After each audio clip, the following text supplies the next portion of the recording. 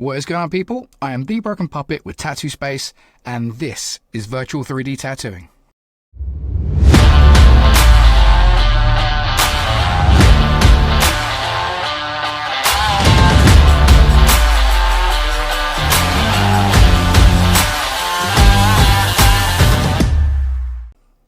Here at Tattoo Space, we're always trying to push the boundaries of what we can create to really help people. Be this tattoo flash stamps, be it body reference, tutorials, or other stuff, we're always trying to create something new that can really help people.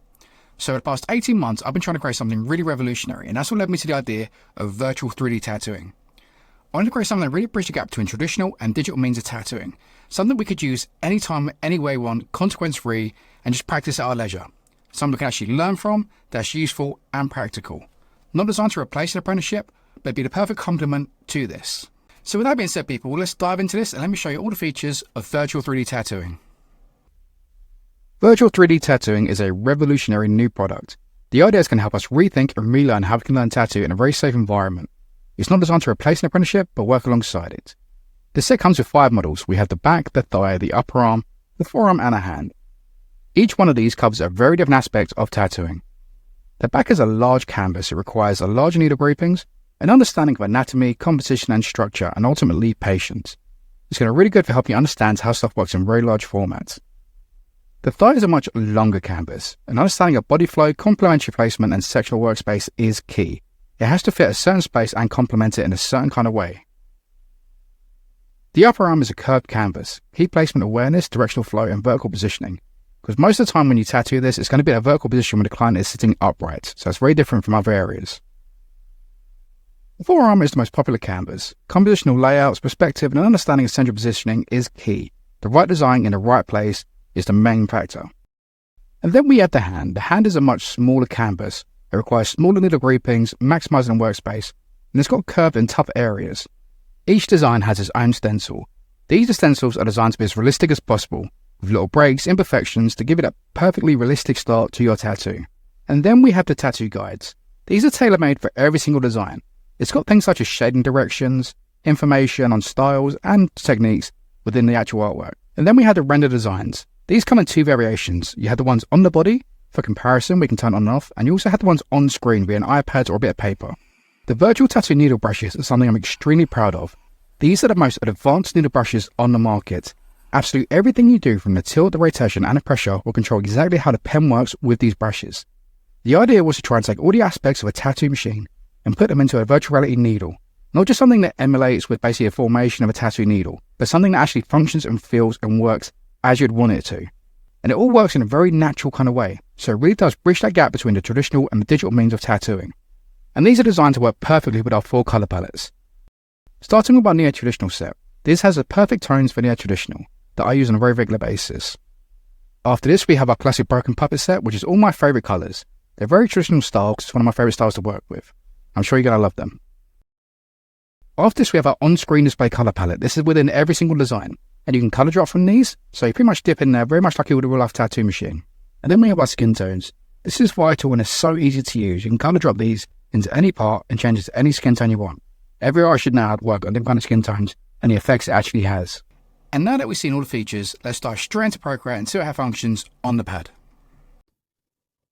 So when we first open up in Procreate, this is what we're going to have. It's going to have 20 models. Each one of these models has 2 designs and has a 4K and a 2K version of each one of those. So once you open up, select the one you want to use. I'm going to start off with the 4K patchwork. It's one of my favorites. It's traditional. I love it. So we're going to go through this and I'm initially going to talk about how you maneuver this around because it's very, very important and it's very simple and user-friendly once you know. So very much like a mobile phone, 2 fingers can zoom in, 2 fingers zoom out. Very simple. To move the model around, 2 fingers will move the entire model wherever you want it to be. To rotate it, 1 finger, spin it around to the side, spin up and down, any angle you want. It has complete 360 maneuverability. You can use it to any angle you wish.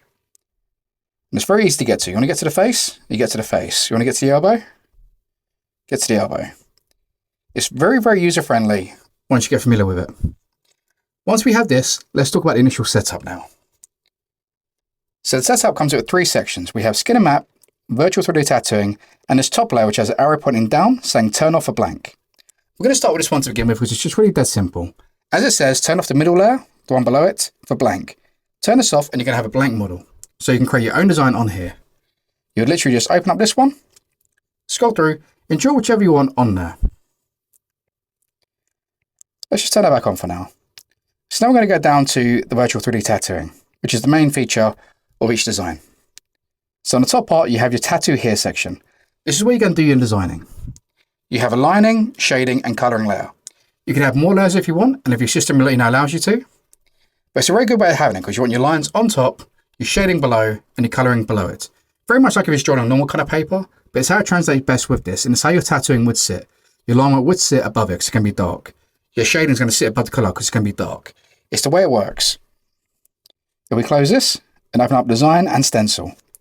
Now each one comes with 4 variations. So I'm going to turn this one off and start to the bottom. So we have our initial stencil. Now the stencil, like I said before, are designed to be super realistic. So when you zoom in, you're going to see you're going to have minor little skin breaks. You're going to have smudges. This is very much how real stencils turn out. Not every stencil is 100% perfect. You want to get as close as you can, but it's not how it always goes. So the design's give you a very realistic start to your tattoo. After the stencil, you have your guide. Now the guide is very much tailor-made for every single design. So let's talk through how this one is tailor-made for this design. Traditional has certain ways you want to sort of shade it. So this one has all these shading arrows to help follow the guides of where to shade, making things a lot easier. This is throughout the whole image as well, making things dead simple for you to follow. Alongside this, it has recommended needle sizes, and it also has information here relating to the design. Each one will be very different, so I highly recommend reading all of them because there's some great information on these. After the guides, we had the shaded version. Now this is the one on the body. This is the one for you to reference back to see how yours compares to the original. So when you're drawing, you can literally just turn this on and off, and you can see how yours stacks on top in comparison. After that, we have the reference. The reference will always want to show somewhere. This one is on a paper on the side. In others, it'll be on an iPad on the side or somewhere like that. But it's really easy that way when you're sort of doing the design.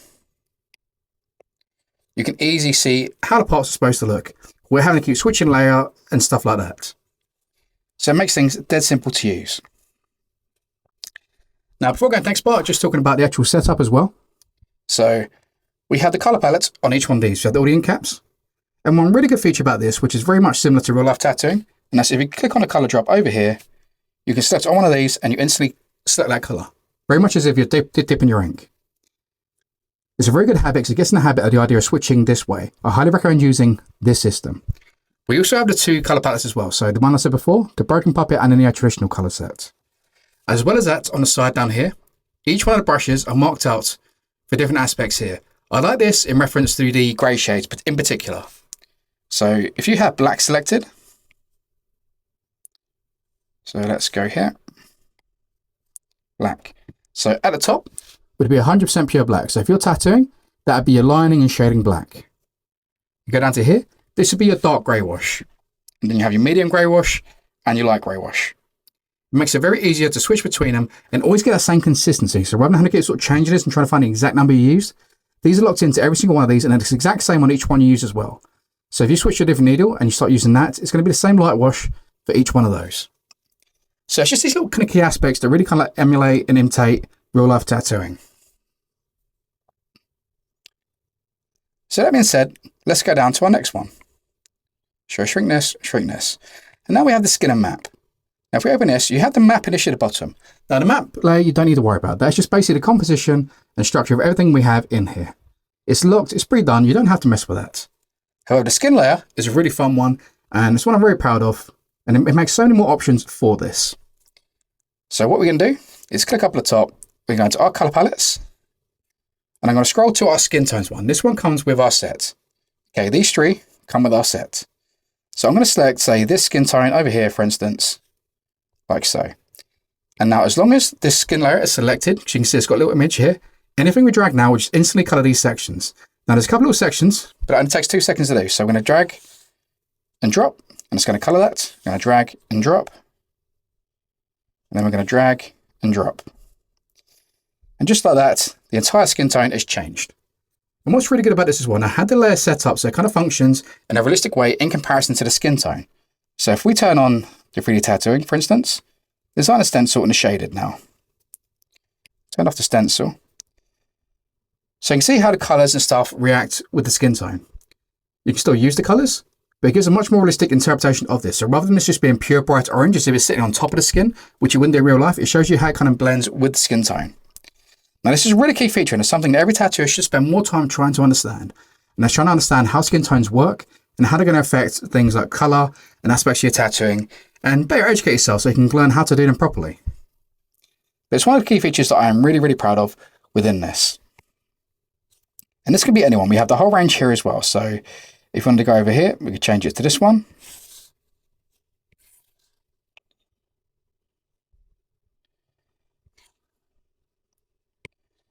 We could change it to this one. And like I said, everything changes instantaneously. It's so quick and easy to switch between any skin tone you want. It's literally that simple. Now, as well as drawing on here, you can also switch into the 2D map version as well.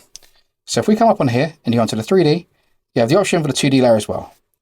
This comes into the 2D version, which is what's called a map. This is that layer of the map.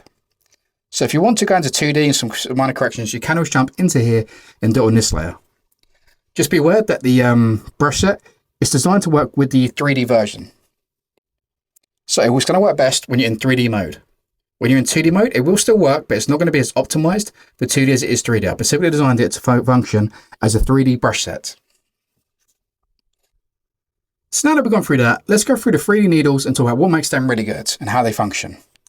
So I'm going to start off here. So we have the 3D needles, we have the skin marker, and I'm going to set the lining layer to begin with. The skin marker is basically for drawing on your own freehand stencil. So you can create any design you want, any little features, any little details on top. Just makes it very easy to add your own little flair to designs. Or if you're doing your own sort of custom one on a blank, you can use that to create your own stencil. Now coming back up on here, I'm going to select a liner now. So I'm going to select the 9 liner. Now adjusting here will make no difference. All the liners are preset to be the same size. So if you want to change size, you have to actively go on here and change them. The only other way to change them is zoom in and out. It's one of the limitations of Procreate, unfortunately, and that's why as you zoom in and out, it will change the line size.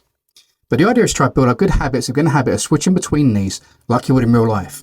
The more you do that copies real life, the more it's going to go into muscle memory and the more you're going to learn from these things. So let's go on here to begin with. So I'm going to go this line just here, and this line just here. So that's with our 9 liner. Let's select our 13. And then let's select our 18. So you can see the nice difference in sizes between them. Now I have little features as well. So if you're drawing for too long, so if we're going like this, after a while you can see it's going to start to fade. This works very much like in real life, because if you start pulling the line for too long, that ink is going to run out. You have to come off, dip, in and again. And it kind of builds up that same kind of habit of coming off and on again. Going down from here, we have our stipple. The tri-stipple is one of my favorite ones. You can go back and forwards with this, like so, to build up your stipple shading. And get some really nice effects. Or you have the whip stipple. The whip stipple is designed for those kind of flicks. So if you want to get those kind of flicks out, you can achieve those quite easily. You can, however, also use this as a proper stipple brush for shading. So if you want to go back and forwards, you can do that. You want to cross hatch, you can do that. And you can keep building up very much like you would with a real single needle or a 3 needle. So it functions very much the same. And remember, the opacity is down here. So I said, like, you've got the full black at the top and it all marked out. And you've got the black, the medium, and your light grey washes. So you can easily switch between these for any brush you want. They all have that programmed into them. Now, the brown shaders are much thicker versions. So they're kind of like liners or shaders you can kind of use flicking out. They're designed for more like sort of like traditional kind of use and lines. So I've designed them so they can function for both ways. So you can have them as liners or shaders, depending on how you set them up. So if you change the opacity down, you can use them for getting a nice kind of sort of shade. And scale up through them. Or you can use them for liners, very much the same as well.